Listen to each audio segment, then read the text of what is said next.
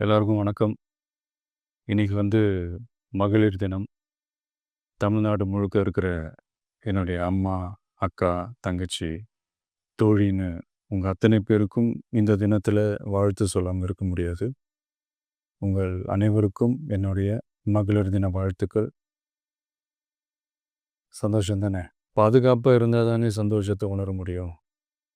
அப்படி எந்த பாதுகாப்பும் இல்லாதப்போ, இன்செக்யூரிட்டியா இருக்கிறப்போ, எந்த சந்தோஷமும் இருக்காது தானே! அப்படின்னு நீங்க நினைக்கிறது எனக்கு புரியுது. என்ன செய்ய? நீங்க, நாம எல்லாருமா சேர்ந்து தான் இந்த திமுக கவர்மெண்ட்டை தேர்ந்தெடுத்தோம். ஆனா, அவங்க எப்படி நம்மள ஏமாத்துவாங்கன்னு இப்ப தானே தெரியுது. எல்லாமே இங்க மாறக்கூடியது தானே! மாற்றத்துக்கு உரியது தானே! கவலைப்படாதீங்க. 2026ல நீங்க எல்லாரும் சேர்ந்து, இல்ல நாம் எல்லாரும் சேர்ந்து, இந்த மகளிருக்கான பாதுகாப்பை உறுதி செய்ய தவறிய இவங்கள மாத்துவோம். அதுக்கு இந்த மகளிர் தினமான இன்னைக்கு நாம் எல்லாருமா சேர்ந்து உறுதியேற்போம்.